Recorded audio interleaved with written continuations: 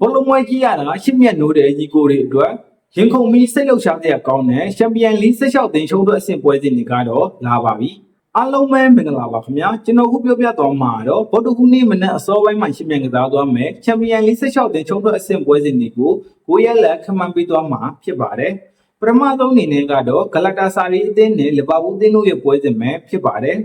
ဒီနှစ်သင်းကတော့အုပ်စုအဆင့်မှာတစ်ကြိမ်တွေ့ဆုံထားပြီးတော့ဂလာတာဆာရီအသင်းကအနိုင်ရရှိထားတာဖြစ်ပါတယ်အခုဒီချိန်မှာလည်းဂလာတာဆာရီအသင်းရဲ့အိမ်ပွဲမှာစတင်ပြီးတော့ရှင်ပြိုင်ရမှာဖြစ်လို့တစ်ဖက်ကလီဗာပူးအသင်းနေနဲ့ဒီချိန်မှာလည်းနိုင်ယူနိုင်အောင်မှမဟုတ်ဘဲနဲ့တစ်ဖက်တစ်ကိုးစီတည်ရလက်လောက်နဲ့သာပွဲပြီးဆုံးသွားလိမ့်မယ်လို့ထင်ပါတယ်နောက်ထပ်တစ်ပွဲကတော့အီတလီကလပ်အသင်းတစ်သင်းဖြစ်တဲ့အတလန်တာအသင်းနဲ့ဘိုင်ယန်မြူနစ်အသင်းတို့ရဲ့ပွဲစဉ်ပဲဖြစ်ပါတယ်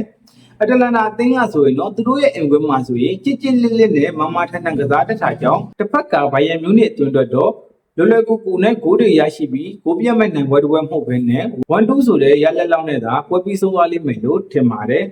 နောက်ထပ်တစ်ပွဲကတော့အက်တလက်တီကိုမက်ဒရစ်အသင်းနဲ့တော်တမ်ဟော့စပါအသင်းတို့ရဲ့ပွဲစဉ်ပဲဖြစ်ပါတယ်စပါးအသင်းကတော့ပရီးမီးယားလိပြိုင်ပွဲမှာတော့တော်တော်လေးကိုအရှိန်နဲ့စိုးနေပြီးတော့တန်းစင်းသောအထက်နာထိပါရောက်ရှိနေတာလည်းဖြစ်ပါတယ်တစ်ဖက်ကအက်တလက်တီကိုမက်ဒရစ်အသင်းကတော့သူတို့ရဲ့အိမ်ပွဲမှာစပါးလိုအသင်းမျိုးကိုမနိုင်စရာအကြောင်းမရှိတဲ့အတွက်ကြောင့်မို့လို့အက်တလက်တီကိုမက်ဒရစ်အသင်းကပဲ 2-0 လောက်နဲ့အနိုင်ယူသွားလိမ့်မယ်လို့ထင်ပါတယ်နောက်ပိတ်ဆုံးပွဲစဉ်ကတော့နျူကာဆယ်အသင်းနဲ့ဘာစီလိုနာအသင်းတို့ရဲ့ပွဲစဉ်ပဲဖြစ်ပါတယ်ဒီနှစ်သင်းကဆိုရင်လည်းအုပ်စုစစ်မှာတစ်ကြိမ်တွေ့ဆုံထားပြီးတော့နျူကာဆယ်အသင်းရဲ့အိမ်ပွဲမှာဘာစီလိုနာအသင်းကအသာစီးရရှိခဲ့တာဖြစ်ပါတယ်အခုချိန်မှာတော့နျူကာဆယ်အသင်းကလည်းပူပူနွေးနွေးအဖရိကပြိုင်ပွဲကနေထွက်ထားရတာဖြစ်လို့ချန်ပီယံလိပြိုင်ပွဲကိုသူတို့အနေနဲ့ကိုစွမ်းကိုသွားရှိသလောက်အစွမ်းကုန်ကြိုးစားပြီးတော့ရှင်းပြကစားသွားမှာဖြစ်ပါတယ်